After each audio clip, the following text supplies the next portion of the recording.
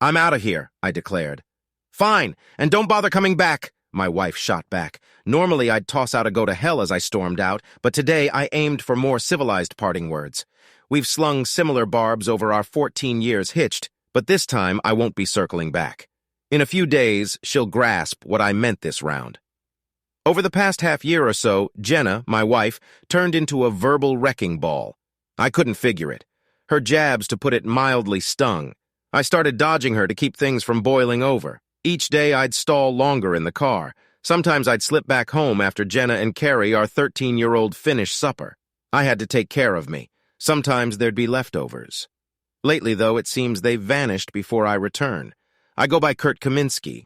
Technically, it's David Kurt Kaminsky, but my old man's also a David, so they dubbed me Kurt from the start to sidestep confusion. Nope, not a junior. Dad's David John Kaminsky. Why he skipped the junior bit, I can't fathom. I'd happily answer to Junior or even DJ. But nope, just Kurt or Nita. Yep, I'm Polish. Well, sort of an American with Polish roots. Heard all the jokes. Well, most of them, they keep churning out new ones each year. As the lone Pole I know apart from Dad in this 10,000 strong town, I've become the punchline. Technically, I'm half Polish. The other half from Mom's side is German, French, Irish, and English. But since I'm a Kaminsky, I'm Paul. My soon-to-be ex-wife ain't who I thought. I only caught wind of this 4 weeks back. As I said, I was keeping clear of her due to the misuse. After a few dinners, MIA one Monday evening, I hit a diner. In a booth, ready to order, I overheard two guys chatting in the next booth, caught a phrase with Paul and tuned in. So how long you've been with the Paulus missus? Since they tied the knot. Heck, I even betted her on their wedding day and he's clueless. The first voice, unknown, but the second, I knew. My best bud, George Carey, I froze. They kept yakking, but I heard zilch until George spilled. Yeah, we rendezvous at least twice a month. Kurt's so clueless in the lot, he's none the wiser. Dumb luck. Just then, the waitress came to take my order. Quietly, I murmured, "Sorry, got a jet." I bolted, making sure they didn't catch sight of me. I couldn't wrap my head around it. Jenna, my wife with my closest buddy, the guy who stood by me at the altar. He's also my go-to mechanic, and that's not changing anytime soon. Well, not officially my mechanic. More like an exclusive contractor, I rely on solely to fix and inspect all my cars. In case you're wondering, I run a used car dealership. Yeah, I'm a used car salesman. I heard all the jokes and jabs, but business is booming. People trust they're getting top-notch cars at fair prices, and if any issues crop up, I handle them. George has always been a top-notch mechanic, and I keep him busy and compensated well. I wanted to bring him on his staff, but he cracked a joke about not respecting himself if he worked for a Pole. Said it in jest, but I sensed he meant it. Still, I took him on as an independent contractor, though he wasn't all that independent. Truth is, I was his sole source of income, and that fact will be his undoing. Leaving the diner, I cruised the streets, doubting what I'd heard. Was it true or just his boasting? They might have hired a PI, but if what he said was legit, their meetups were sparse. Might end up a waste of cash, but I decided to snoop through her phone and email. Back home, Jenna was her usual self, fined by me. I needed the truth before talking to her. Once she dozed off, I checked her email. Clean. Her phone was locked, but it didn't take me long to crack it. Our daughter's birth date. Found a few sketchy messages, but nothing from George. His name in her contacts wasn't odd, considering he was my pal. Maybe he was just talking trash, I thought. Yet her recent behavior hinted some things amiss. Perhaps not with George, but someone else. I hit the hay, restless. It was past 2:43 a.m. when I finally drifted off. The next day at the dealership, George cracked his usual Polish jokes. I usually let them slide, but today I snapped. George, what do you even know about Poland, that you couldn't find it on a map if your life depended on it? You joke about Poles being dim, but I'm sure they could locate the U.S., maybe even our state. Get to work. George stared, lost for words. He knew I was onto something. He wasn't the academic type, more street smart, good with engines, not textbooks. I guess that's why we hung out in high school. I'd help him with his studies, ensuring he graduated. Now I'm reconsidering our friendship. He got me thinking about picking a spouse. I retreated to my office, shut the door, and mulled over how to gather evidence. Confronting them both head-on wouldn't fly. They just brush it off. I needed solid proof. I rang up a PI in Santa Fe and laid out my worries. He reckoned monitoring them would cost a pretty penny given their sporadic meetups. You could slap a tracker on her phone, at least you'll know its whereabouts when you check, or set up cameras at home. But unless they're top-notch, and by that I mean pricey, they'll likely get spotted. Even with fancy gear, if she's alert, she'll probably catch on. If I were you, I'd tag her phone and hope to catch them red-handed. He suggested a tracking program and waived off payment. "Consider it a freebie," he said. "Everything I told you is online anyway. But still, you came through with valuable advice. Expect a check," I insisted. "If you ever swing by Silver City, drop by Kaminsky's lot," he offered. "I don't usually venture out that way, but if I do, I'll look you up," I replied. And I sensed he meant it. A big part of my sales success came from making folks feel important. Early on, I learned folks crave validation. I opted for the tracking software, saving cash and hassle on cameras Jenna might spot. That night, when everyone was out cold, I sneaked up and installed the tracking app on her phone, syncing it with mine. It'll run in the background unbeknownst to her. Finally, I slept soundly. Day at work, I kept tabs on the app. Jenna worked part-time at the uni bookstore, 15 to 20 hours a week. She called her earnings mad money and splurged at the salon. She hit the grocery store and later was back home. George was home most of the day, but whenever Jenna was in, he was out working, so at least for that day, I figured nothing had gone down. That evening, I tried being more civil to my wife and daughter, suggesting dinner out. My wife seemed somewhat responsive. Her daughter, typical teen, hesitated, but I insisted. Dinner went smoothly. I casually brought up George, and Jenna shifted uncomfortably, swiftly changing the subject, fueling my suspicions. I want to find out if George's words hold water. I've got to get to the bottom of this somehow. That night, I refrained from checking her phone. My attempts to peek at her calls or texts came up empty. Either she swiftly deleted them or didn't make any at all. Climbing into bed, I thanked Jenna. "Thanks for joining us for dinner." "Thank you, Kurt." "It was a nice surprise," she replied, meeting my gaze. "You might be in luck tonight." "It's been a while, and like I mentioned, we haven't been getting along lately." After her usual nightly routine in the bathroom, Jenna nestled beside me. I felt conflicted about the possibility of closeness with her. If she had been unfaithful, did I even want it? I resolved to let her take the lead until I had solid evidence. I wouldn't initiate. We did end up being physically engaged, but it was rather ordinary. No need for specifics. Well, at least I enjoyed it. Throughout the week, I kept tabs on her phone's location, finding nothing out of the ordinary. On Saturday night, while she slept, I checked her phone for any messages or calls, yet again, finding nothing. I was close to convincing myself that George was just blowing smoke, trying to impress someone with his tales of conquests. This wasn't the first time I'd known him to do so since our school days. I tossed and turned in bed once more, my subconscious refusing to let me sleep. At 2 a.m., I lay there, staring at the ceiling, unable to drift off. I decided to go downstairs for a drink, hoping it might help me relax.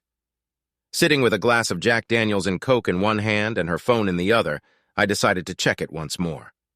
Entering the password, our daughter's birth date, I opened her phone to the home page. Suddenly, it hit me like a bolt of lightning. Our daughter's birth date was the key. Jenna's pregnancy had been challenging. We had feared losing her several times due to complications. There was an issue with her Rh factor not matching Jenna's, causing her body to reject the baby. Jenna spent the last 3 weeks of the pregnancy on bed rest to ensure the baby's safe delivery. And indeed, Carrie was born exactly 9 months after our wedding. We were overjoyed at her health, but she proved to be a demanding child. She cried incessantly, had trouble sleeping, and struggled with nursing. It was tough going. When Carrie's second year, Jenna firmly declared we weren't having another child. It saddened me, but truthfully, the baby had drained much of the joy from our lives. I mentioned that she was born 9 months after our wedding. They call such children wedding night babies because they're conceived on that night or during the honeymoon. A light bulb went off in my head. If George's claims were true, then there was a strong chance Jenna was already pregnant. Before our wedding night, Jenna was on the pill. No, we didn't wait until marriage to be physically engaged. It was a significant part of our relationship. The doctor speculated that the stress of the wedding might have interfered with her hormones, rendering the pills ineffective. Well, if the pills failed that night, they likely failed that day too. Now I know what to do. There's a 50 chance I'm not the father. You know the saying, the early bird gets the worm? Well, George might have been an early bird, but in his case, it seems the early worm gets the birdie. I got off the couch and headed to the bathroom where I found some cotton swabs. Carrie was fast asleep in her room. She finally settled into a good sleep routine at 4 years old. Before that, it was a struggle. She lay there snoring with her mouth open. It was simple to gently swab the inside of her cheek with a Q-tip. She didn't even stir. After sealing it in a plastic bag, I repeated the process for myself. Even if Carrie turned out to be my biological daughter, it still left questions about Jenna's faithfulness if she wasn't. But I pushed those thoughts aside for later consideration. Sunday was for chores, and we each had our tasks. I took my time, avoiding Jenna and Carrie to keep my emotions in check. I was anxious to confirm my suspicions, but plagued by doubt all day. "Something on your mind, Kurt?" Jenna inquired. I needed a quick answer, so I replied, "I'm planning to buy a bunch of cars at the next auction to stock up the lot. Money might be tight until I make some sales." "Just don't overextend," she advised, always referring to the business as ours, though it was really mine. I'd set it up as a separate entity to protect my personal finances. Living in a religious community, I didn't want business decisions to affect my personal life negatively. "I'm thinking of paying off the credit cards and keeping only one open to improve our credit," I told her. It was a tactic to mask my strategy in case she found out about it later. "Do what you think is best," she responded indifferently. The idea came to me in a flash. It's amazing what your mind can do when you let it. This would minimize fallout if my suspicions proved true. So, bright and early Monday, I took the samples to Western New Mexico University and spoke with someone in the science department. They directed me to the department head who welcomed the opportunity. I handed over some business cards and offered a 10% discount to anyone working on the samples. He seemed appreciative. "I've been eyeing a new car to replace my camera. I might swing by and check out your selection. If nothing catches my eye, I'll work with you to find something I mentioned." "Thank you, I'll keep that in mind," he replied. As I left the university, I knew I wore a smile, but it was tinged with worry. The test results could spell the end of my marriage. When I mentioned buying new cars to Jenna, it was merely a cover-up for my troubled thoughts.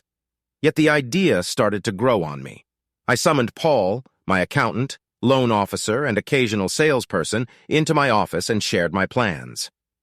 "We're going to make this work," I assured him. "There's something else, Paul," I continued. "I want to clear the mortgage on my house. Can we work out a lump sum payment?" "Let me crunch the numbers and get back to you after lunch," he replied, exiting my office. As he left, I pondered contacting my lawyer for a family law referral. But then I hesitated, thinking, "Hold your horses. Let's see the results first. I've yet to find concrete evidence of infidelity." After lunch, Paul presented the spreadsheet, and we discussed the next moves for both plans. The following 2 days dragged on, each moment filled with anticipation for the DNA test results. Late Wednesday evening, the department head phoned, confirming the outcome and arranging to visit to discuss the car. When he arrived, I ushered him into my office.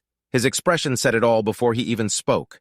"The samples aren't related," he confirmed. I nodded, though the news hit hard even though I'd half expected it.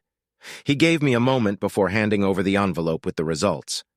When I glanced back up, my demeanor shifted. "So, about that car you were eyeing?" I inquired. "Well, it might sound cliché, but I've hit the big 5.0 and I'm eyeing a sports car. Thinking of Mazda Miata," I shared. Though I didn't have one in stock, I promised to scour the auction the next day for a well-kept one. "I'll ring you this afternoon with any updates," I assured him as he left. I've told Anna I might leave early, but I'll be reachable if needed, I thought to myself, knowing she wouldn't call. She rarely required my assistance.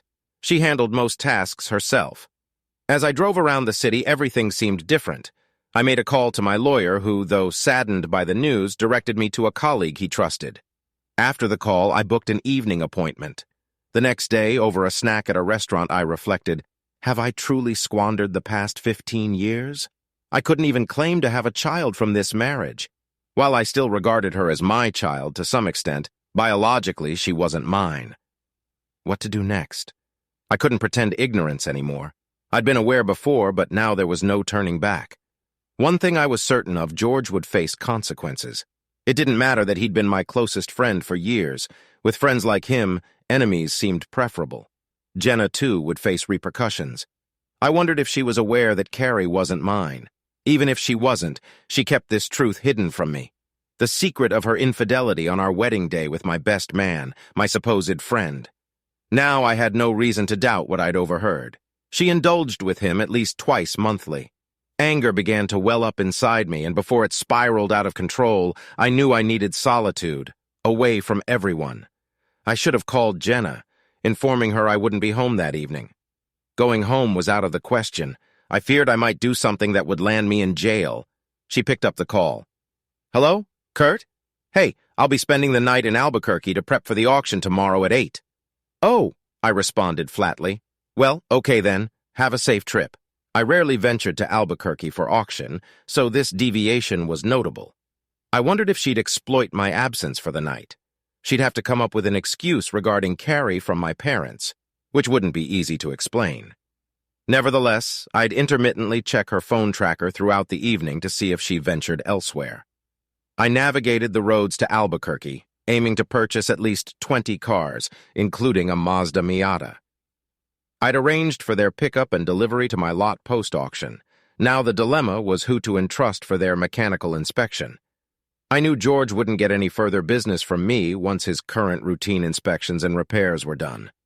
Upon hearing I'd acquired 24 cars, he'd likely envision dollar signs and inflate his charges. But that wasn't going to happen. I'd keep it under wraps until the last minute.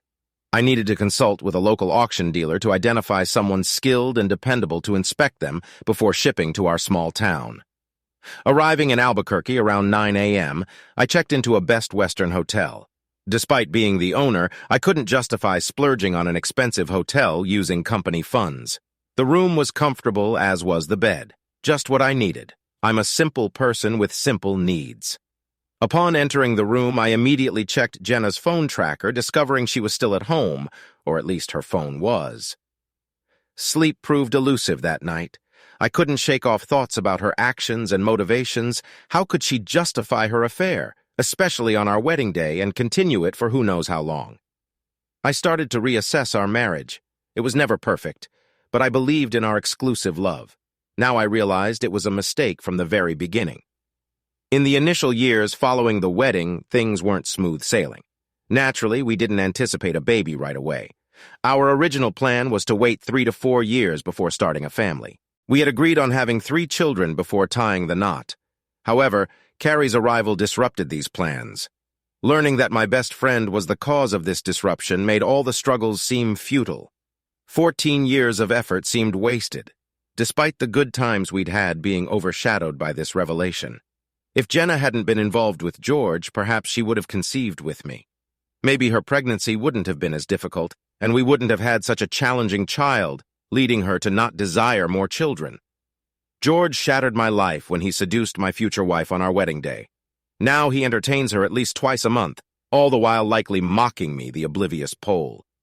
He must face consequences, I thought, as I lay down, attempting to calm myself and drift off to sleep. I was just a little bit more of a nightmare, but I was just a little bit more of a nightmare. I was just a little bit more of a nightmare, and I was just a little bit more of a nightmare than I thought. I was just a little bit more of a nightmare, and I was just a little bit more of a nightmare than I thought. I was just a little bit more of a nightmare, and I was just a little bit more of a nightmare than I thought. I was just a little bit more of a nightmare, and I was just a little bit more of a nightmare than I thought. One red and the other black. I negotiated potential deals, pending confirmation of my client's preferred color. Naturally, both dealers agreed, assuring me they'd handle the transaction once I provided details of the cars on my lot. I should have frequented this auction more often. Interacting with fellow businessmen in the same industry inspired me to expand my operations and provided a welcome distraction from my personal troubles. Here in the afternoon, during my meeting with the lawyer, the news wasn't encouraging. I faced losing half of my assets, along with alimony and child support payments, for a child who wasn't even mine. In that moment, I decided against pursuing a divorce. Instead, I resolved to leave her with George's child, paying off the mortgage on the house. She could remain there, but with only my name on the mortgage, she wouldn't be able to sell it. By continuing to cover taxes and utilities while living elsewhere, she wouldn't have the option to resign and claim the house. However, I needed to make a decision regarding my business. Although it was registered as a corporation, I had a gut feeling that without proper protection, I could risk losing it. Consulting my business lawyer became a priority. Arriving home utterly exhausted from a demanding day, I informed Jenna of my fatigue. "I'm beat. Planning to shower and hit the sack," I muttered, making my way to the bedroom. "Want dinner?" she inquired. "I know how to late lunch," I replied. At least she cared enough to ask. The shower was blissful, almost like my troubles were washing away. While problems persisted, I found solace in devising solutions. Minutes after my head hit the pillow, sleep enveloped me. The past week had been stressful, but with a plan in motion, I finally found mental reprieve. Rising early, feeling rejuvenated, I headed to the office before Jenna and Carrie stirred. After amidst spreadsheets and financial reports, I orchestrated my next moves. I briefed Paul on the 23 car purchases and instructed Anna to cease assigning work to George, emphasizing the need for secrecy. She eyed me quizzically. "You're the boss," she remarked. "Thank you, Anna. You're invaluable." At 9 sharp, I phoned my business lawyer seeking advice. "Your business is registered, but she might still force a sale to claim half its value. Consider selling preemptively," he suggested. "I can't. It's my life," I retorted. "Let me mull it over and get back to you by week's end." This news hit hard. I'd poured sweat and tears into building my business, akin to raising a child, unlike Carrie, I thought bitterly. Rage threatened to consume me again, but as a seasoned businessman, I knew to compartmentalize. I refocused on my business agenda. First up, contacting Doug, who confirmed George's claims. "Doug, Kurt Kaminsky here. I've got intel on 2 Mitas you might fancy. Red and black. Still interested?" "If the price is right," he replied. "Which color do you prefer?" "Let me show you both. We'll crunch numbers afterward. Even if we can't agree, I can sell it easily," I assured. "And your pick," he pressed. "Red makes a bold statement but fades faster. Black's elegant but heats up quickly here, planning to garage it." "Yes," he affirmed. "Red it is then. When can we meet? Monday or Tuesday? Perfect. Call upon arrival. Deal." After hanging up, I dialed the dealer with the red Mita to negotiate a swap. He showed interest in the BMW sitting on my lot for 3 months, recognizing its better prospects in a larger city. Meanwhile, George showed up with several cars still awaiting repairs. As an independent contractor, his flexible schedule suited my needs, despite my simmering anger toward him. After hearing salesmen discussing the impending arrival of 23 cars, George inquired about the schedule. "Hey, Kurt, when are these cars from the auction coming in? I want to plan my repairs," he queried. "The auction house will handle the delivery, likely late next week or early the following." I informed him tersely. Struggling to keep calm in the presence of this betrayer, I managed to chuckle as he departed. That weekend, I distanced myself from Jenna, occupying myself with yard work and errands. Holding her phone tracker no longer concerned me. I harbored only contempt for her. Raising another man's child felt unforgivable. Monday found me back at the car show. I arranged to trade the BMW for the Miata, setting off to Albuquerque to finalize the deal. "We'll grab lunch upon your arrival," the dealer suggested. Informing Anna of my day-long absence, I instructed her to hold the fort. "Got it, boss." She affirmed her reliability shining through. A raise was in order. The journey and lunch were pleasant, forging a new camaraderie with the dealer. Driving back in the Mita, wind tousling my hair, I relished the freedom. Deciding to splurge further, I resolved to procure a black car, realizing I didn't need more than a 2-seater. Soon I pulled into our driveway in a fiery red sports car. Jenna glanced out the window and exchanged words with Carrie, prompting them both to step outside to observe. "Why do you need this car, honey? We need something with a back seat for Carrie," Carrie remarked patronizingly. "Just picked it up from Albuquerque for a client." "Thought you might want to take a ride," I responded. "No, honey, I'm not a fan of small cars," Jenna retorted with a hint of disdain. "Carrie!" I called, motioning for my daughter to join us. "No, Dad. I'm already teased enough because of my last name. I don't want to be seen with a Polish used car salesman."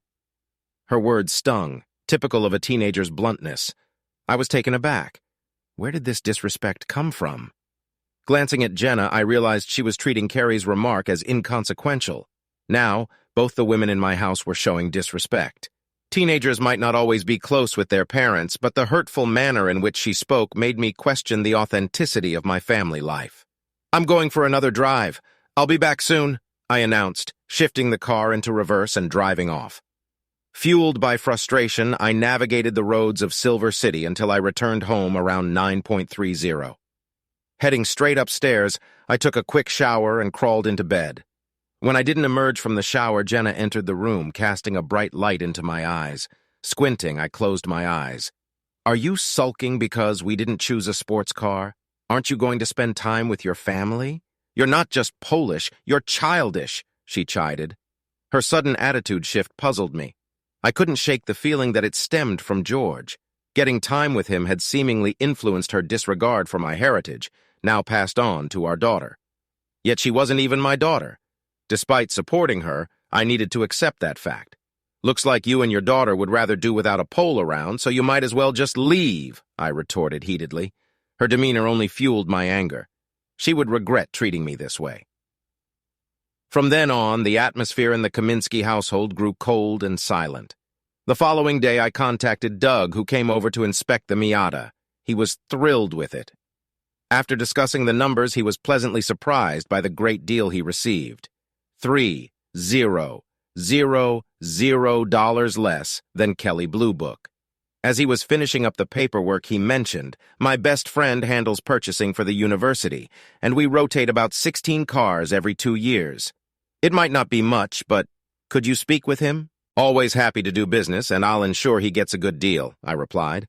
"I'll have Jim reach out to you by the end of the week." "Thank you," I said. That's how I expanded my business, by treating people well and showing appreciation for their referrals. On Wednesday, my lawyer called. "Hey, Kurt, I think I have a solution to your potential issue. Can you swing by this afternoon to discuss it?" "Absolutely. I'm eager to get started." The tension at home had become unbearable. At the meeting later that day, I heard the plan and was pleased with it. It would take about 2 weeks to execute, but if successful, it would be worth it. Over those 2 weeks, I gradually moved personal items and tools from my house to an apartment nearby.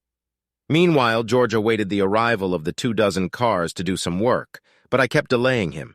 During the past weekend, I did some yard work and cleared out my closet and drawers when Jenna and Carrie weren't around.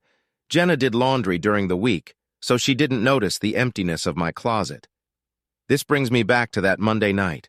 When I told Jenna I'm leaving, she once again began to show rudeness and disrespect, targeting me for being Polish and a used car salesman. In the past, I would go to a motel for a night or two, depending on my level of anger. The following Tuesday morning, I arrived at the parking lot early and gathered my employees in the conference room. It was a regular weekly meeting, so nothing seemed unusual. I began, "Good morning. As you all know, the cars I purchased a couple of weeks ago arrived yesterday afternoon. They've all been inspected and prepped, ready for sale. We won't be using George for any more work here. If he asks, just say we're going in a different direction. You've all been fantastic. You're like family to me, so it's tough to discuss what's next." Posing to wipe a tear, I continued, "I've sold the business." Surprised, they looked at me, but nothing changes regarding your roles except Anna, who will take on some of my duties and receive a corresponding raise. Despite their astonishment, they began congratulating Anna, recognizing her hard work and worthiness. "Anna, please come talk to me after the meeting. There are some things we need to discuss," I said. "I'll still be involved in the company, but only in an advisory capacity and may occasionally sell. I don't want to interfere with your sales," I assured her. They were all relieved that I'd still be around, even if only occasionally. After the meeting, as we exited, George stood there. "Hey, why wasn't I included in the meeting?" he asked, surprised. "Because it was for staff only and you're not an employee," I explained. He seemed taken aback. "I see the cars have arrived. I'll get to work on them." He said, "No need. They've already been prepared for sale," I replied firmly, leaving him stunned. "But I always check the cars," he protested. "George, I've sold the business and the new owner wants to go in a different direction."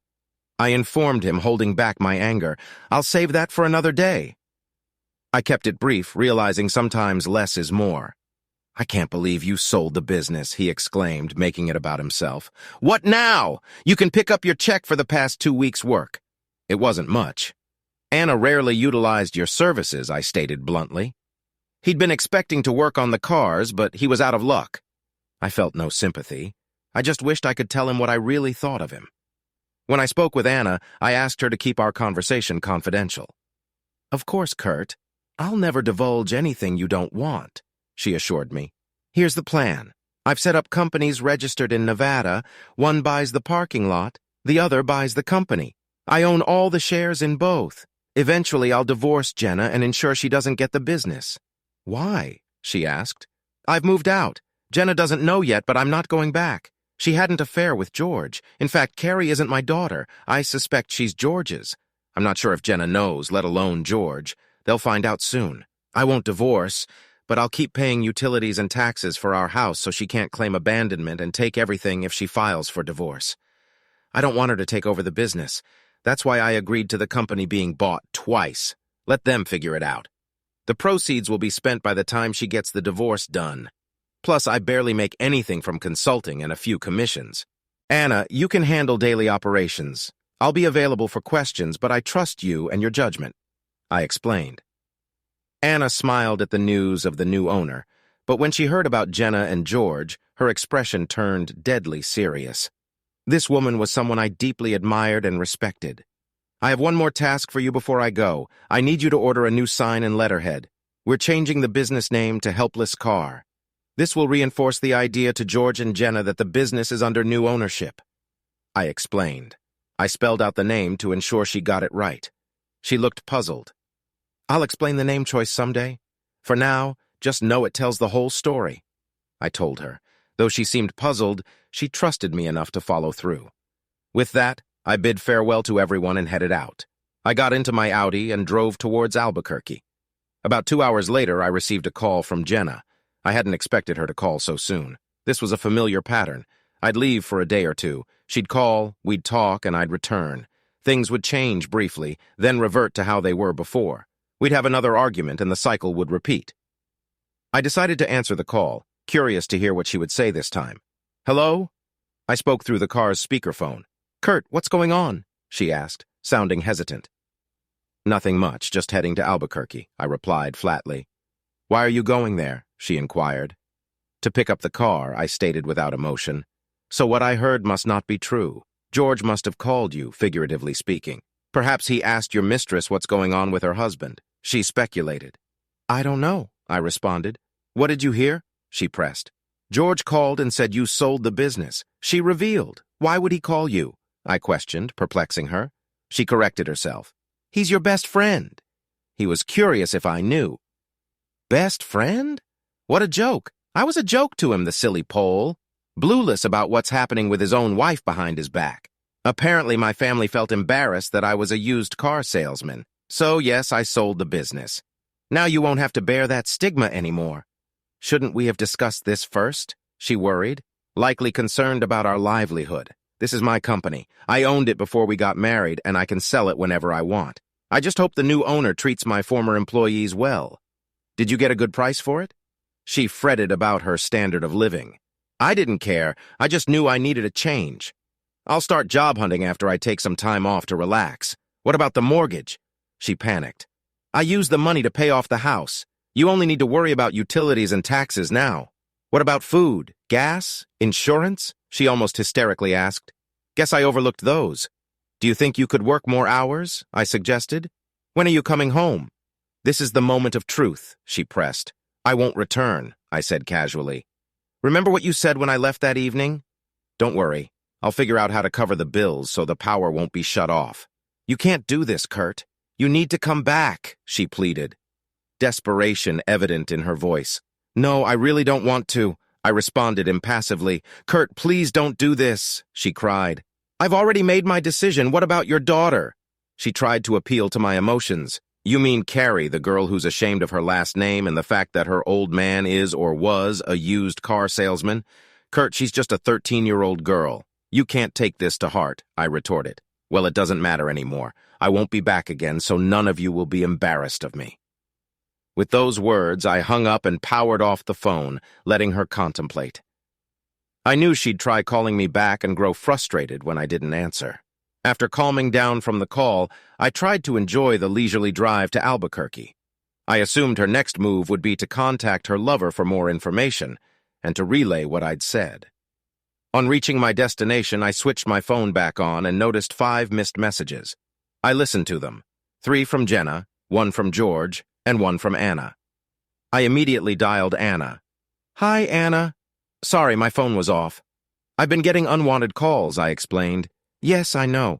Your wife and George called me to find out where you were. I told them you don't own this place anymore, so you won't be coming back. Hope everything is okay," Anna informed me. "Great," I replied. "They hassle you too much. Tell them you'll call the police for phone molestation." "I like that," she said. "Kurt, you might feel like you don't have family or friends anymore, but trust me, you do. We're your family and always will be. Thank you, Anna. You know just what to say." "I hope your husband realizes how lucky he is," I remarked. "Trust me, he does. He tells me all the time. Never take that for granted," she assured me. "I won't," I promised. After ending the call, I debated whether to call my unfaithful wife for that idiot. Nah, let them stew. Exiting the Audi, I entered the parking lot office where the owner awaited. "I have that Audi I mentioned, interested in discussing a swap," he proposed. "Let's see." He admired the car's condition inside, out, and under the hood. "I could sell it in a week. Are you sure about the exchange?" "Feels like I'm getting the better end. You can return the favor sometime," he suggested. "I'm not here to profit, just want a sports car," I replied. 30 minutes later, back on the road, top down, relishing the ride. Now where to? North sounded good, so off to Santa Fe. Over the next 2 weeks, I journeyed through northern New Mexico, Arizona, southern Utah, and Colorado. I stayed close in case Anna needed me. I checked in with her a few times, and once things seemed settled, I headed west. Of course, they kept calling. At first annoyance, then apologies. Finally, hints of resentment. I listened, but shrugged it off. When they reported my canceled credit card, I chuckled. George even called, branding me a villain for leaving Jenna and Carrie. I chuckled some more. My lawyer texted me. Jenna threatened legal action if I didn't return. I returned his call. "Hello, Kurt speaking. So my wife made threats to you?" "Yes, but if you're still paying on the house, don't worry. She'll struggle to prove it," I assured him. "I can offer something better," I continued. "I have a recording where I declare my departure, and she insists I don't come back. It's gold. Send it my way," he requested. "If she causes any trouble, I'll take it to her lawyer. Let them sort it out. Thanks. I'll check in next week to see how it's going." I roamed the Southwest. The Miata wasn't the coziest, but it was a blast. Caught glances, even a few flashes from bored middle-aged women. But I wasn't seeking that. After all, I was still hitched no matter what. After Reno, then Lake Tahoe, the coast, Napa Valley, and zigzagged along Highway 1, Yosemite, San Diego, Death Valley, to Vegas, then Phoenix, no rush. Chatted with folks in parking lots. Some envied a guy in his 30s who could just hit the road. After approximately 3 months and covering 8,000 miles, I opted to head back to Silver City. Upon arrival at Helpless Auto, I was warmly welcomed by my entire team, including a few new faces. They all expressed joy at my return. Stepping into Anna's office, formerly mine, she looked up, spotting me. Her smile widened even more. Rising from her chair, she walked around her desk and gave me a tight hug. After chatting for a bit, I inquired, "Do you think I can treat everyone to food and drinks at Wrangler's? Can you close the store by 5? It was already 3. "Absolutely, I'll make sure of it. The whole team will be there." After bidding them farewell and announcing our meeting in 2 hours, I left them in high spirits. Next, I paid a visit to my lawyer. During my travels, he informed me that Jenna had attempted to claim abandonment to seize my assets, but he managed to thwart her efforts. We discussed our next steps. At 5, I joined the team at Wrangler's restaurant. We enjoyed a fantastic dinner, and it was delightful catching up with everyone. As the evening wound down, they began to depart, leaving only Anna and me. She gazed at me and said, "You know, Kurt, you might feel powerless and lost, but you're mistaken. You simply placed trust in those you loved." I met her gaze. "So you figured it out?" "Yes, it took some time, but your mention of the new name telling the whole story lingered in my mind until I grasped it. You may be Polish, but those jokes never truly define you. They insult your heritage and who you are. Thank you, Anna.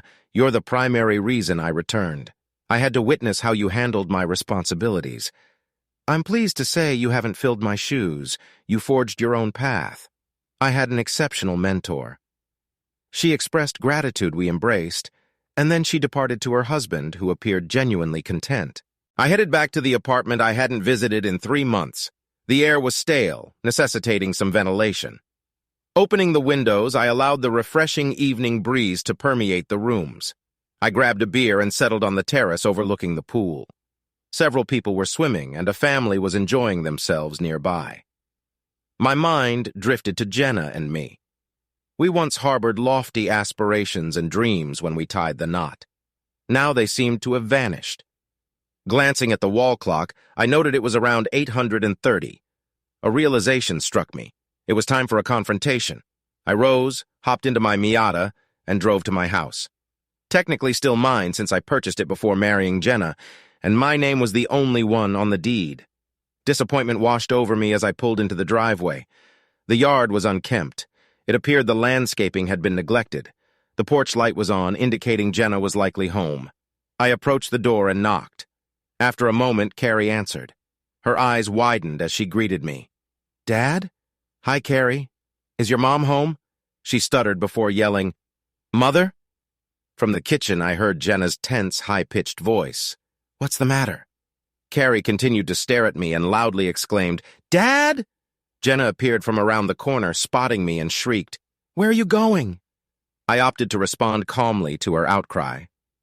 "Traveling," I stated evenly. Just then, George emerged from the bedroom in his underwear. "Oh," I remarked. "The whole family is here. Mom, Dad, and child." "What the hell are you talking about?" Jenna retorted sharply. "I guess George has stepped in to film my role after all." "It's rightfully his," I remarked. Jenna appeared puzzled while Carrie's tone turned visibly enraged. "The young lady, you seem to be misinformed," I interjected, knowing she disliked being corrected. George never worked for me by his own choice, so I couldn't have fired him. Regarding bills, all utilities and car insurance are covered. Jenna interrupted. "What about groceries and gas for the car? You had a job. Did you lose it? It used to cover expenses while I was away. Do you think you can just waltz back in and take over?" Jenna challenged. "No. I'll wait until you and your partner find somewhere else to live." It was clear they were staying together in my house, and Carrie seemed fine with it. Jenna retorted. "I'm not leaving my home. Correction, this is my home. It was mine before we married, and only my name is on the deed," I asserted. "You left, so now he's mine," Jenna insisted. "That's not how the law works. Since I covered the utilities and taxes, I remain the legal owner. Even though I've been away briefly, it's still mine. Don't worry, I'll give you until the end of next month to find a new place. Just make sure you take your daughter with you." "What do you mean, your daughter?" "She's our daughter," Jenna protested. "You couldn't have said it more accurately," I chuckled. Jenna looked confused. Turning to Carrie, I disclosed, "Carrie, I know you dislike being called Polish, so here's some news. Your real father isn't me, it's George." Silence enveloped the room. After a moment, Jenna whispered, "What?" "Yes, Jenna, it seems your carelessness on our wedding day resulted in a child, but not mine. However, it's good news for you, Carrie. You can now take your real father's last name and become Carrie." I wonder if perhaps Mom chose the name Carrie out of respect for her lover, I pondered aloud. Jenna and George exchanged looks, the color draining from his face. "What about you, George? Don't you want to step up as a father?" "Well, that's unfortunate. It's time to take responsibility. Look at the bright side. It's just 4 more years until college," I remark. Jenna and George nearly echoed each other. "I don't believe in that." With a swift motion, I handed them the DNA report. "See for yourselves." They snatched it, glanced at it, and then both collapsed. Carrie informed the lovebirds that your mom will be served with divorce papers next week, along with an eviction notice, I instructed before walking away. Throughout my absence, I couldn't shake the thought of whether this affair had been ongoing during our marriage. Did she choose me, or was I just a pawn? I felt utterly helpless, ignorant, and vulnerable. George had mocked me behind my back and even cracked Polish jokes to my face. Back at the apartment, I drowned my thoughts in beer. The next morning, I visited the lawyer to initiate the paperwork.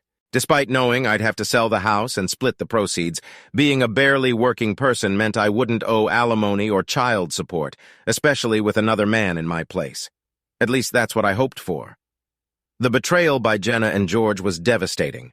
Rebuilding trust, whether with a man or woman, would be a daunting task. Perhaps I should consider therapy.